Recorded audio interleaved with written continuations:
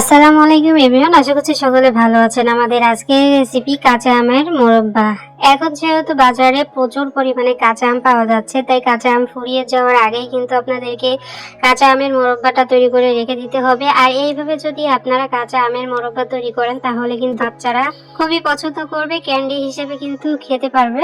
তো কাঁচা আম ফুরিয়ে যাওয়ার আগেই কিন্তু আপনাদেরকে তৈরি করে নিতে হবে, আর পরিমাণে একটু বেশি করে কিন্তু তৈরি করে নেবেন। তো এইভাবে কিন্তু বানালে আপনারা সারা বছর সংরক্ষণ করে খেতে পারবেন। তো চলুন দেখে আসি আমি কাঁচা আমের মোরব্বা কিভাবে তৈরি করছি। আমার আজকে সহজ রেসিপি আপনাদের সকলের কাছে ভালো লাগলে অবশ্যই আমাকে একটু ভালোবাসা দিয়ে যাবেন। তো কথা না বাড়িয়ে চলে যাচ্ছি মূল রেসিপিতে। কাঁচা আমের মোরব্বা তৈরি করার জন্য আমি প্রথমে 4টা কাঁচা আম ভালো করে পরিষ্কার করে ধুয়ে নিয়েছি।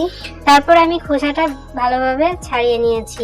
আমের গায়ে থেকে খুব সুন্দর করে খোসাটা ছাড়িয়ে নিতে হবে, যাতে কোনো ধরনের গ্রিন অংশ না থাকে সেদিকে খেয়াল রেখে তারপর আপনাদেরকে খোসাটাকে ছাড়িয়ে নিতে হবে। তো দেখতে পাচ্ছেন আমি সম্পূর্ণ আমের গায়ে থেকে খোসাটা ছাড়িয়ে নিয়েছি, আর এরকম করে সুন্দর করে কেটে নিয়েছি।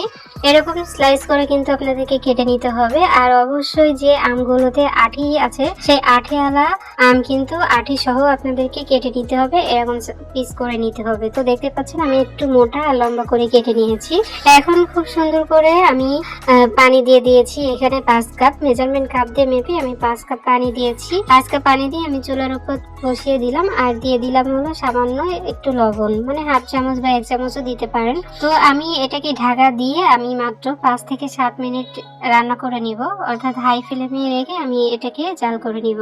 তো দেখতে পাচ্ছেন আমাদের 5-7 মিনিট পরেই কিন্তু আমটা সিদ্ধ হয়ে গেছে। এখন আমি চুলা থেকে নামিয়ে নিব। আর এতে কিন্তু কোনো ধরনের কোনো পানি রাখা যাবে না, একটা একটা আমের স্লাইস গুলোকে কিন্তু তুলে নিতে হবে। তো দেখতে পাচ্ছেন আমি একে একে সমস্ত আম একটা পাত্রে তুলে নিলাম। পাত্রে তুলে নেওয়ার পর আমি এখানে দিয়ে দিব হলো চিনি। আমি 1 কাপ চিনি দিয়েছি। মেজারমেন্ট কাপের যে বড় কাপটা আছে সেই কাপ মেপে আমি দিয়েছি। আপনারা চাইলে আরো হাফ কাপও কিন্তু দিতে পারেন। এখন আমি এই চিনিটা দিয়ে একটু নেড়ে চেড়ে দিব। একটু নাড়াতে সমস্যা হচ্ছে, বেশি নাড়ানাড়ি করলে কিন্তু আমের স্লাইস গুলো কিন্তু একদম ভেঙে যাবে। তো আপনাদের কিন্তু একটু আলতো হাতে এটাকে মিশিয়ে নিতে হবে চিনির সঙ্গে। তো আমি একটু ভয় পাচ্ছিলাম যে যদি ভেঙে যায়, এই জন্য আমি একটু আস্তে আস্তে নাড়াচাড়া করছিলাম। তো যাই হোক, চিনিটা গলে কিন্তু পানি তৈরি হয়ে যাবে। চিনিটা যখন গলবে তখন কিন্তু পানিতে পরিণত হবে। তো আমের মধ্যে এই চিনি শিরাটা কিন্তু বেশ ভালোভাবে ঢুকে যাবে।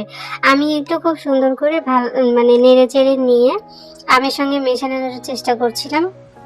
যাই হোক, যতটুকু যা পেরেছি করেছি। এখন আমি এই আমগুলোকে আমি ঢাকা দিয়ে ঢেকে দিব 2 ঘন্টার জন্য। 2 ঘন্টা পরে আমি আপনাদেরকে দেখিয়ে দিচ্ছি যে আমাদের আম থেকে কতটা পানি ছেড়ে দিয়েছে। দেখতে পাচ্ছেন মাশাআল্লাহ অনেকটা পানি কিন্তু বের হয়েছে। তো এখন এই যে পানিটা বের হয়েছে, এই পানিটা কিন্তু আমরা নিব না। এখান থেকে একটা একটা আমের স্লাইসগুলোকে নিয়ে আমরা একটা স্টিলের প্লেটে খুব সুন্দর করে সাজিয়ে দিব।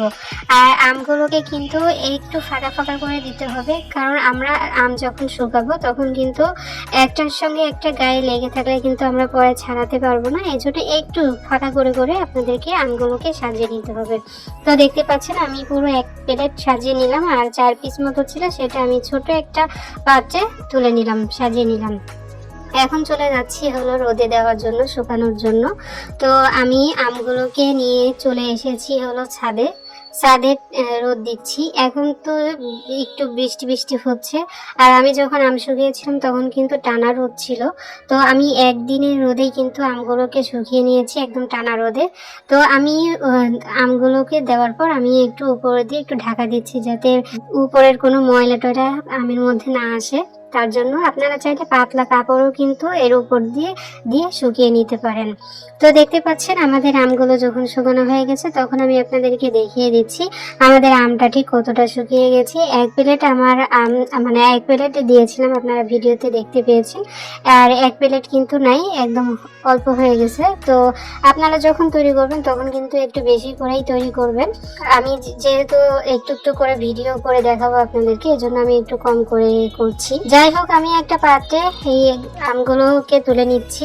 আমগুলো কতটা শুকিয়ে গেছে আপনারা ইতিমধ্যেই দেখে বুঝতেই পারছেন। আর এখানে আমি দিয়ে দিচ্ছি হলো সুগার। 1/3 কাপ আমি চিনি নিয়ে তারপর শিলপাটায় বেটে গুঁড়ো করে নিয়েছিলাম, কিন্তু আমার এতটা লাগেনি। 1/3 কাপেরও অর্ধেকটা আমার লেগেছে। তো আমি চিনির গুঁড়ার মধ্যে একটু ঘুরিয়ে তারপরে আমের যে স্লাইস গুলো আছে এটাকে ঘুরিয়ে তারপরে আমি আপনাদেরকে পরিবেশন করে দেখিয়ে দিচ্ছি। এতটা মজার হয়েছিল, এতটা দুর্দান্ত হয়েছিল যে আপনারা বিশ্বাসই করবেন না। যারা এখনো পর্যন্ত আমের মোরব্বা কিভাবে তৈরি করতে হয় সেটা জানেন না, পারেন না, এই ভিডিওটা আপনারা দেখে অবশ্যই শিখে নেবেন।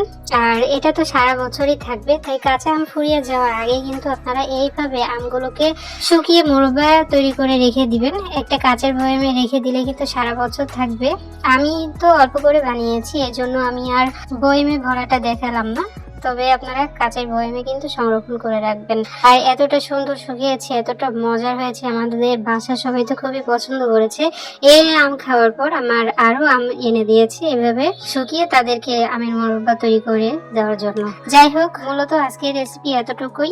আর এইভাবে সংরক্ষণ করে রাখলে কিন্তু বাসার প্রত্যেকে পছন্দ করবে, বিশেষ করে বাচ্চারা ক্যান্ডি হিসেবে কিন্তু খেয়ে নিতে পারবে। ফাইনালি আমাদের আজকের রেসিপি এতটুকুই।